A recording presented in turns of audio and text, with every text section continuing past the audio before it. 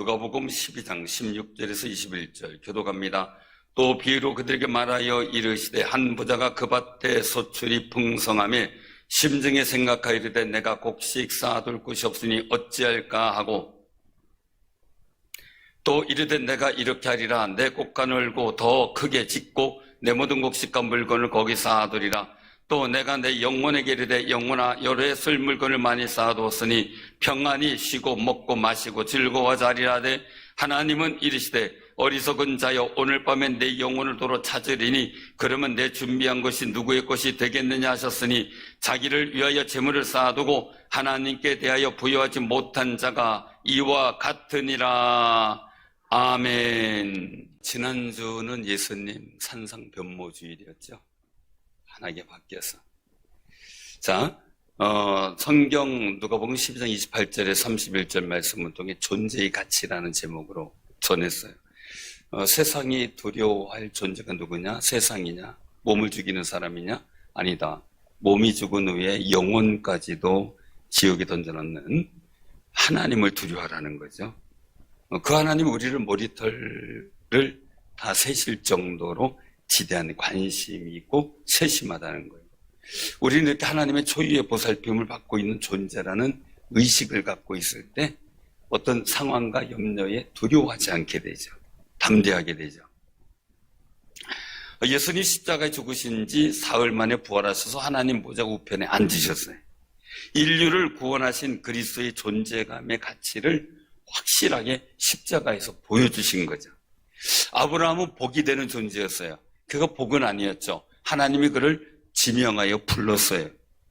사랑하는 성도님들, 우리도 마찬가지예요. 예수님을 믿고 구원받아 영생을 얻은 자예요. 하나님을 섬기며 살고 있는 사람이에요. 내가 잘난 게 아니에요. 하나님의 은총으로 택하셨고 부르셨고 우리에게 예배드리게 하고 하나님을 섬기게 만들어 주셨어요. 그러면 세상에서 그런 존재감, 하나님 나를 불러주셔서 택하시고 하나님의 아들로 삼으셨다는 존재감의 가치를 드러내놓고 살아가는 귀한 성도님들 되시기를 바랍니다. 우리가 멋진 분들이에요. 그죠? 우리 옆에 분들한테 참 멋집니다 하고 인사 안 하세요. 멋집니다. 멋지죠? 근데 오늘 이제 그 속에서 오늘 본문 말씀은 누가 동생이 억울한 일을 당했어요. 왜냐하면 아버지한테 재산을 물려받은 형이 나눠주질 않아요. 여러분들 같으면 어때요?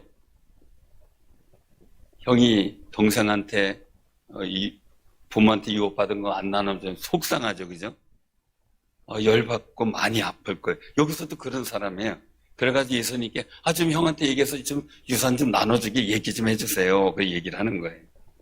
근데 예수님은 거기에 대해서 얘기를 하는 거죠. 내가 재판장이냐? 아니다. 모든 탐심 물리쳐라. 사람의 생명이 그 소유에 넉넉한 데 있지 않는다라고 얘기를 해요.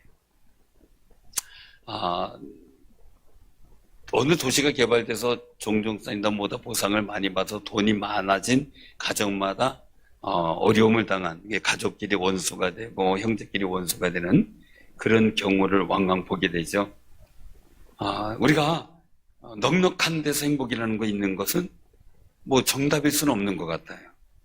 근데 예수님께서 그 말 끝에 소출이 풍성하게 되어 풍년을 맞이한 부자 이야기를 하시는 거예요. 부자가 고민이 생겼어요. 왜냐면 곡식 쌓아둘 창고가 없어요. 어찌할까 고민하는 거예요. 그래서 좀 나눠줘도 되잖아요. 그런데 결론을 내렸어요. 내 곡간 널고 더 크게 짓고 내 모든 곡식과 물건을 거기다 쌓아두리라.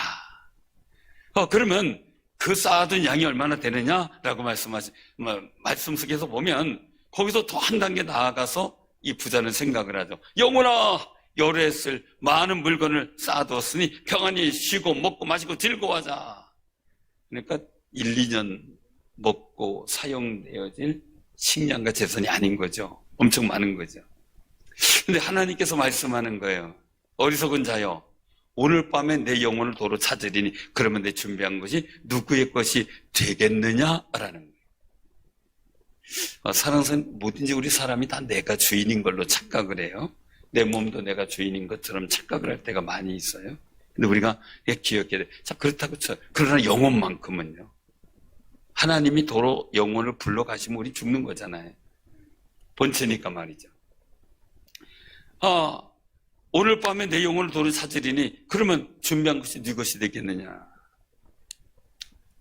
초등학교 5학년짜리가 엄마 전화 통화 소리를 듣고 엄청 막 기뻐서 깡총깡총 떠요. 엄마가 이렇게 전화를 하는 거 보고 부동산업자한테 얘기해가지고 중개인한테 얘기를 해서 땅을 사는 거예요.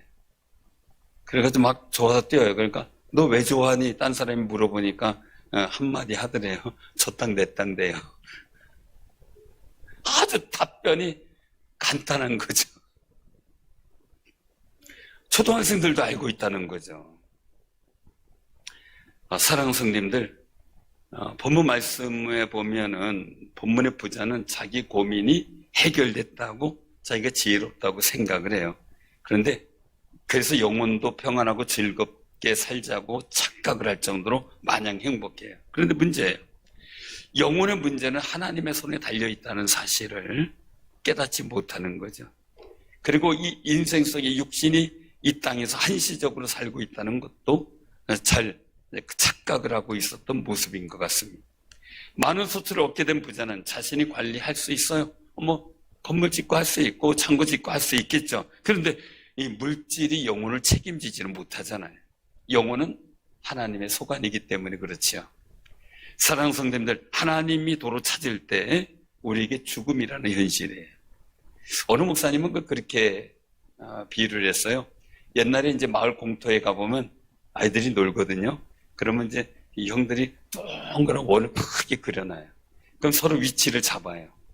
거기서 돌멩이 한 그 엄지손톱 정도 되는 돌멩이 가지고 툭툭 쳐서 세 번째, 왜냐면 이쪽 귀퉁이 한 뼘을 갖고 원을 그려놓거든요. 그럼 거기가 내 땅이에요. 그러면 툭툭 쳐가지고 세 번째 들어오면 그만큼이 또 내 땅이 돼요. 이거 잘하는 분은 엄청 잘해요. 동그란 원, 그 넓은 원을 반을 다 차지하고 말이에요. 어떤 세 번에 들어오지도 못해서 맨날 조그만한 땅만 있다고 해요. 그런데요, 그렇게 놀다가요, 얘 철수야 와서 밥 먹어라 그러면요 다 남겨주고 가야 돼요. 아무것도 아니에요. 사랑하는 성도들이 꼭 기억하시기 바랍니다. 정말 우리의 모든 일들 속에서 하나님의 때가 있는데 소유욕에 의한 부요함은 잠시라는 거예요. 영혼의 부요함은 하나님께서 영원한 생명을 부여하시게 되는 거죠. 그래서 영생을 소유한 우리는 하나님께 부요한 자로 살아갈 때 우리 존재의 가치를 더 복되게 세워가고 만들어갈 줄로 믿으시기를 바랍니다. 그래서 우리는 하나님께 부요한 자로 살아가야 돼요. 그래서 이 지혜를 가지려면 첫 번째는요, 하나님께 인정을 받는 영적 부요함을 가져야 돼요. 하나님께 인정받아야 돼요. 사람이 누군가가 인정해 준다는 걸 얼마나 좋아해요. 여러분들, 하나님이 여러분들 인정해 주신다는 걸 얼마나 좋아해요. 그죠? 담임 목사가 여러분들 인정해 준다는 걸 얼마나 좋아해요. 어디 가서도 인정 못 받으면은 그것보다 속상한 거 없잖아요. 우리 옆에 분하고 인사하면서 정말 귀한 분이네요 하고, 정말 귀한 분이죠. 서로 인정하고 존중하는 거. 근데 문제는 사람에게 인정받는 것보다 하나님께 인정받는 게 중요하죠. 부유하다라는 의미는 재물을 풍부하게 가지고 있다라는 의미가 있어요. 그런데 요한계시록 2장에 보면 서머나 교회가 나와요. 서머나 교회. 어머나가 아니에요. 서머나예요.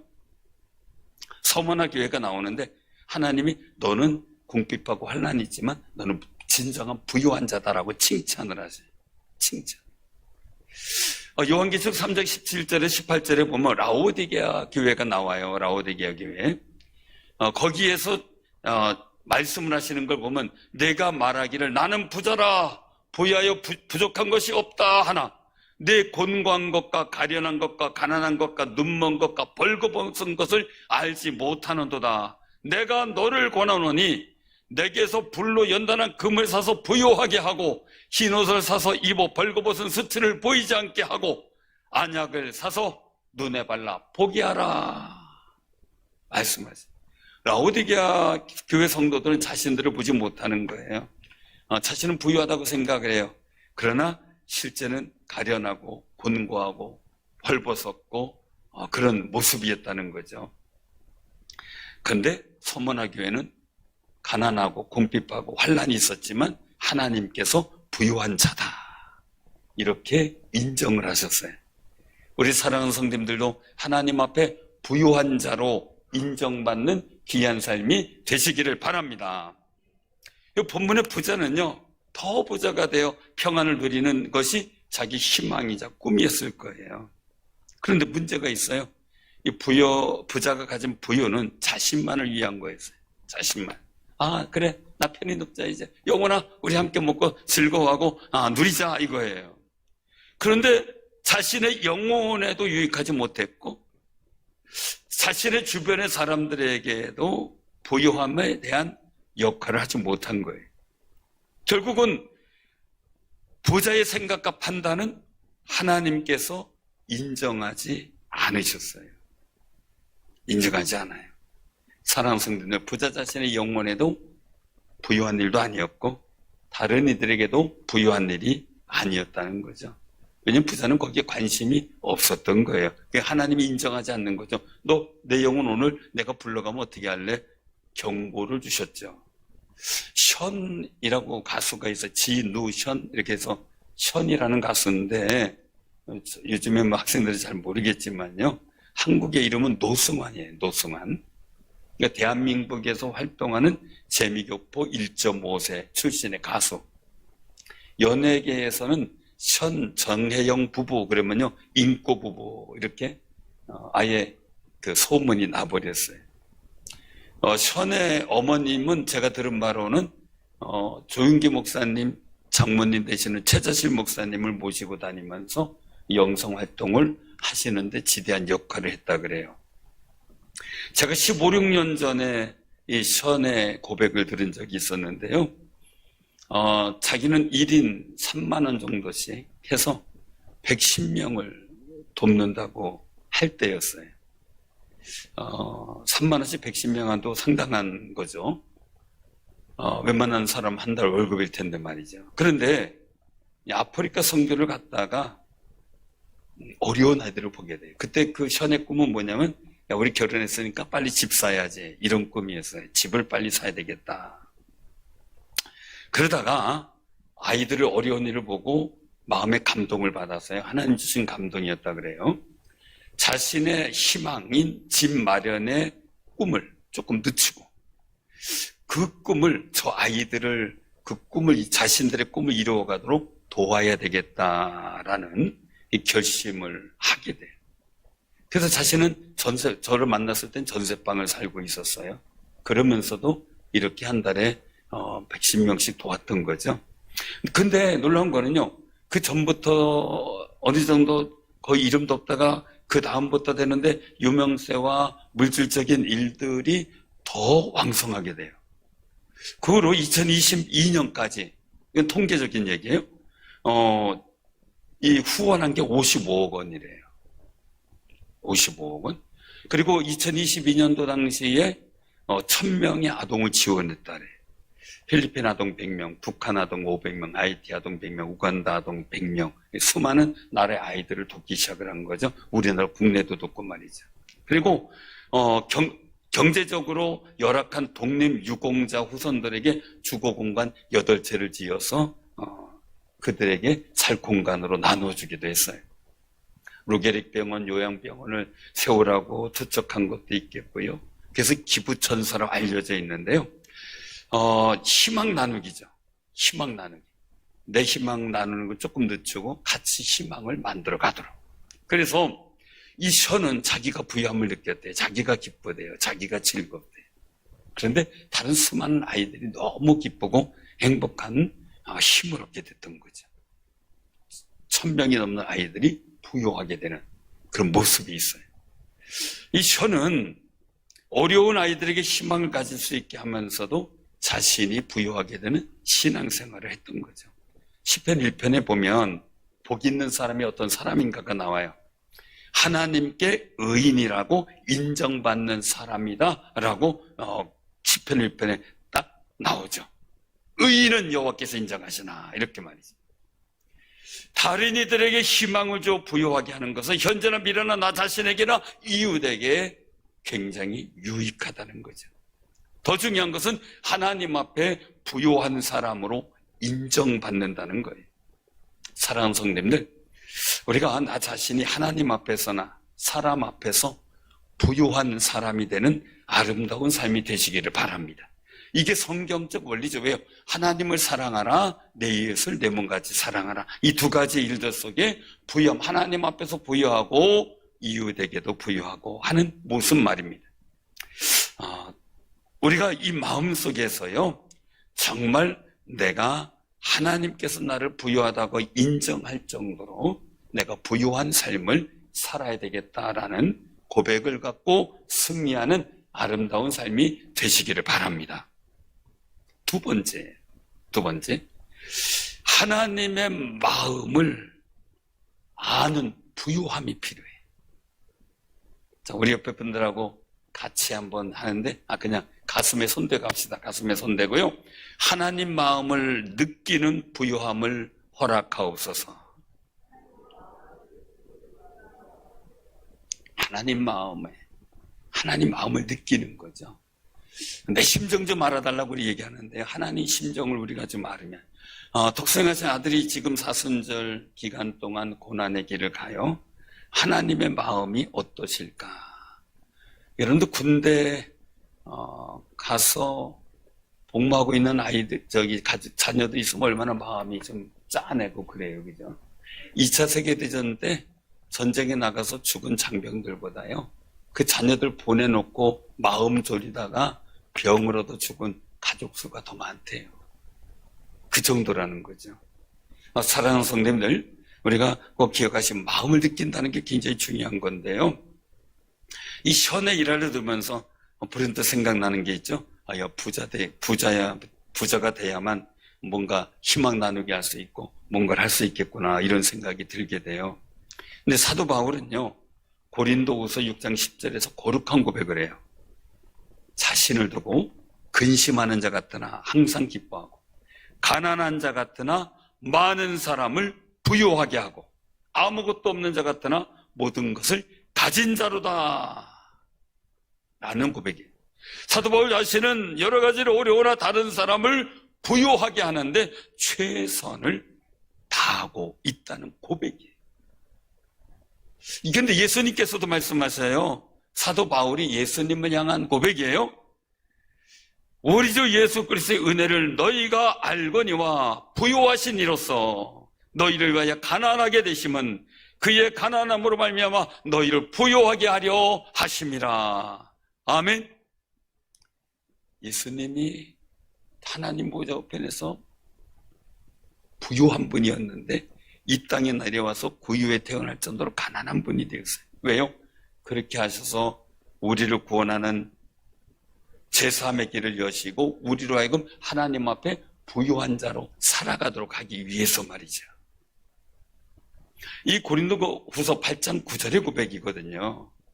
예수님께서 이 땅에 오신 것이나 고난을 받고 십자가에 죽으심이 우리를 하나님 앞에서 부유한 자가 되게 하기 위해서라는 결론을 얻게 되는 거예요. 십자가의 죽으심으로 죄사함을 얻게 했어요. 우리는 이 속에서 거룩함에 보여 의롭게 되며 부유를 얻게 되는 거죠. 그리고 부활의 역사는 우리에게 영생의 부유함을 얻게 하셨어요. 결국 우리는 천국 시민, 예수님의 신부가 되어 장차 천국의 부유함을 누릴 자로 하나님의 택하심과 하나님께서 인치심이 우리에게 임하게 된 거예요. 사랑하는 성도님들, 이것이 하나님의 마음이라는 거예요. 여러분들을 위해서 예수 그리스도 십자가에 달려 죽게, 그 부유한 자리에서 내려오셔서 가난하게 하고 십자가에 달려 죽게 함으로 우리가 부유함을 얻게 하기 위한 하나님의 계획, 그것이 사순절 기간에 여러분들 마음에 느껴지고 체험되어지는 역사가 있기를 바랍니다. 군산 영광 여자 고등학교 교목으로 김우진 목사님이 계셨는데 그분이 쓴 저서가 있어요. 행복한 정원이에요. 행복한 정원. 매일 아침 경건의 시간에 학생들과 이 기독 학생들과 나눈 말씀 가운데 은혜됐던 내용들, 또 많은 책과 인터넷에서 얻은 자료 269개 글을 모아서 하나의 작은 정원이라는 책을 낸 거예요. 그 내용에 387쪽에 그런 얘기가 나와요. 이 내륙선교회를 창립한 허드슨 테일러에 대한 일화인데요. 그렇게 소개했어요. 그 내용 그대로 읽어드릴게요. 어느 날 가난한 집을 신방했다. 그 집은 갓난아이가 있는 어머니가 병에 걸려 몸져 누워있는 상황이어서 물질적 도움이 필요했다.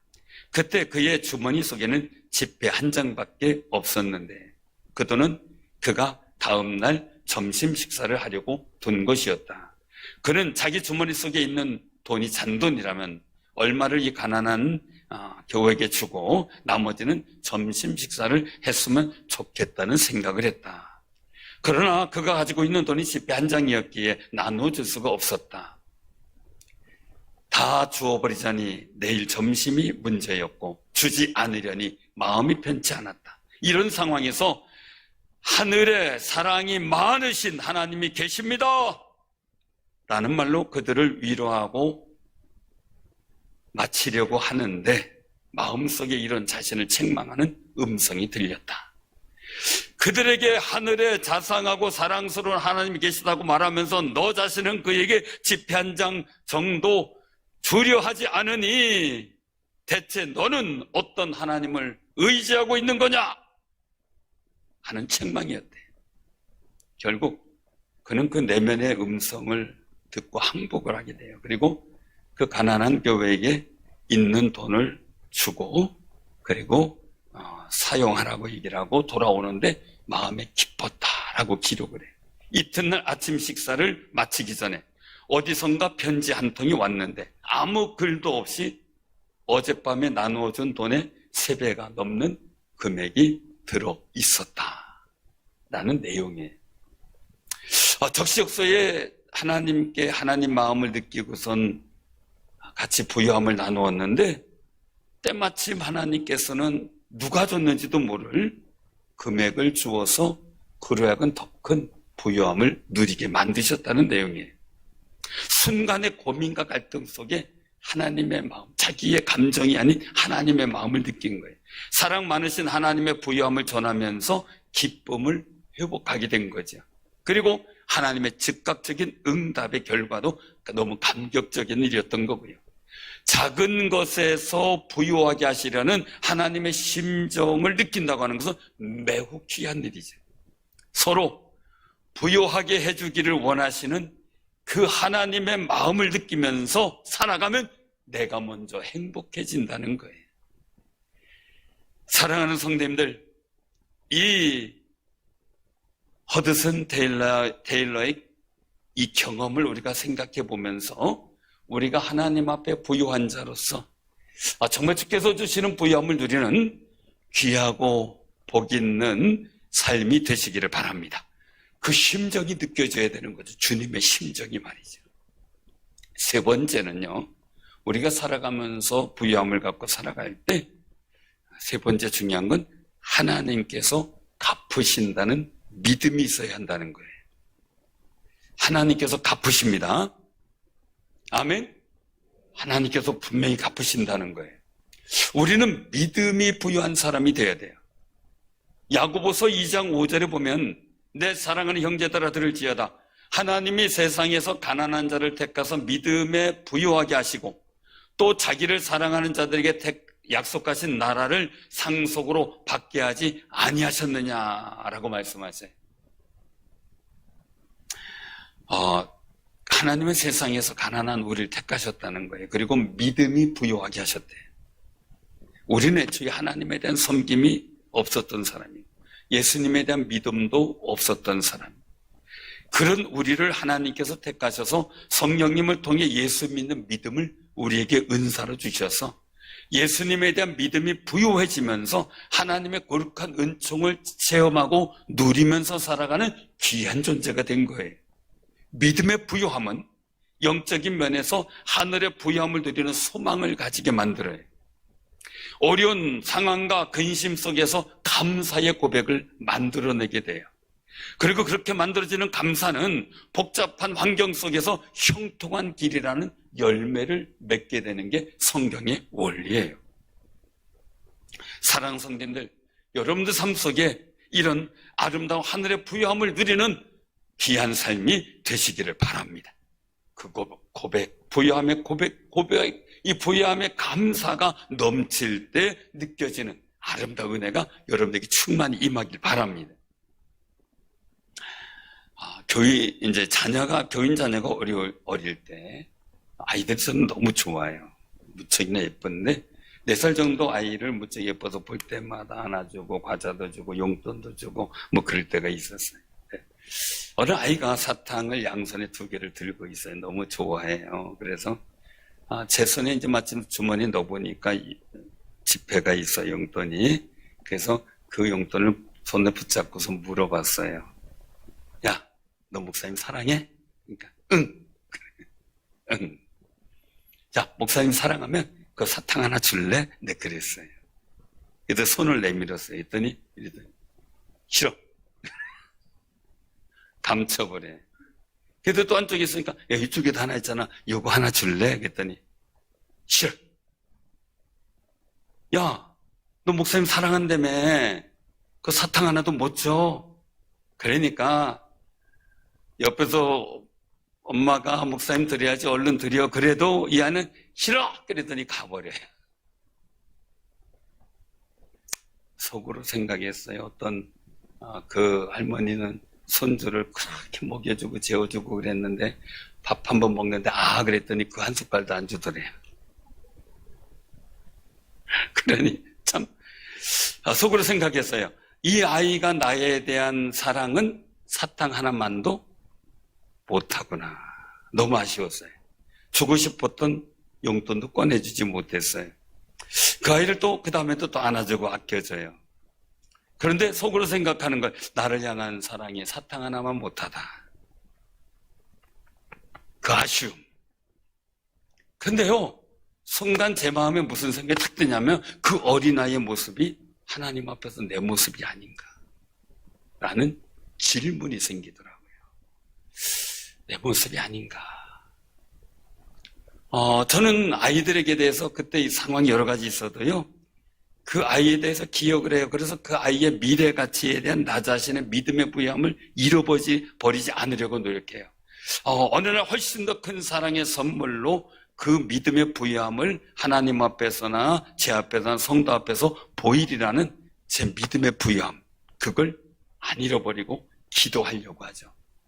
지금도 기도하고 있어요. 기억날 때마다 기도해요. 하나님 더 큰 믿음의 부여함이 그에게 임하게 하옵소서. 기대감을 갖는 거죠. 사랑성도 요즘에 자녀들 키울 때요, 뭐 하면은 지들이 알아서 그지 뭐 우리만 챙겨서 알아서 하면 돼, 이렇게 얘기를 하면서 굉장히 애써 외면하려고 그래요. 그러나 꼭 기억하시면 우리 믿음의 사람들이, 우리 자녀들이 하나님의 믿음의 부여함을 갖고 부유한 사람으로서 살아갈 수 있도록요, 열심히 축복하며 기도하는 여러분들이 자녀를 향한 믿음의 부유함을 절대 내려놓지 마시길 바랍니다. 그거 지키고 끝까지 기도해야 돼요. 끝까지. 우리 교회 나오신 지 얼마 안 되시는 분 오늘 전화했어요. 좀 외면된 얘기지만 들어달라고. 그래서 얘기하시라 그랬더니 돌아보니, 3층에 다 돌아보니 작년부 활용 공간은 많이 있는데 교육부서 공간이 너무 부족하다는 의견이에요. 혹시 계획이 없습니까? 라는 의견. 많은 얘기를 나누진 않았어요. 계획이 서면 알려달라는 그 얘기 속에 자신도 감당할 만큼 감당하겠다는 말이었어요. 믿음과 물질이 부여한 분이라고 느껴지는 마음이었죠. 근데 우리가 한번 생각을 해봐야 돼요. 우리 장녀들은 영유아 유치부, 아동부, 중고등부, 청년부의 공간이 세워지고, 그리고 어떤 그들이 활동할 수 있도록 양보하는 마음도 필요하죠. 부모들은 항상 자신이 불편하고 어려워도 자녀들이 공부할 공간, 놀 공간, 이거를 제공하는 부유함을 갖고 있어요. 오늘 아들의 집에 갔더니 안방에 그냥 손주가 놀 책, 놀이터 잔뜩 갖다 놓고요, 자기는 그 문 입구에 들어오는 조그마한 방에서 둘이 지내더라고요. 왜 이러냐.